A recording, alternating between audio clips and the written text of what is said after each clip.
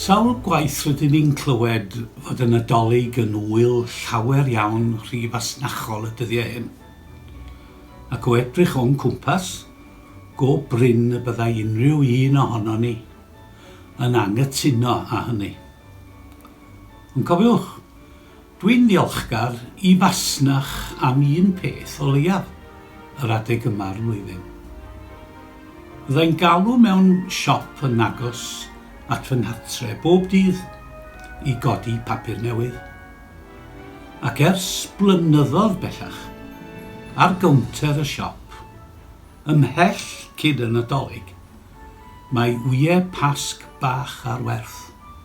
Ie, cyn y Nadolig, cofiwch, y cream eggs deniadol hynny, sy'n llawn hufen blasus. A phan byddai yn y siop, does dim modd i mi beidio â sylwi ar y wyau pasg a danteithion y Nadolig ochr yn ochr a'i gilydd ar y cownter.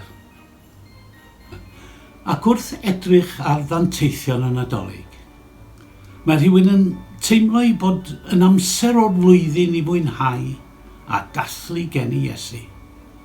Ond yna, wrth edrych ar y wyau pasg, mae rhywun yn dod i sylweddoli fod cysgod y groes bob amser ar y cryd ym mhreseb Bethlem.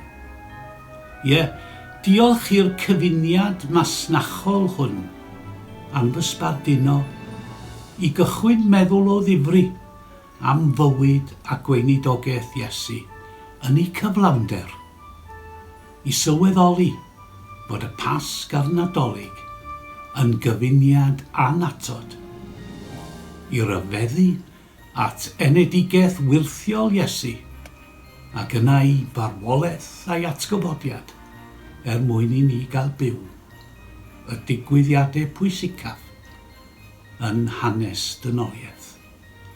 Pob dymuniad da i chi gyd dros yr wyt.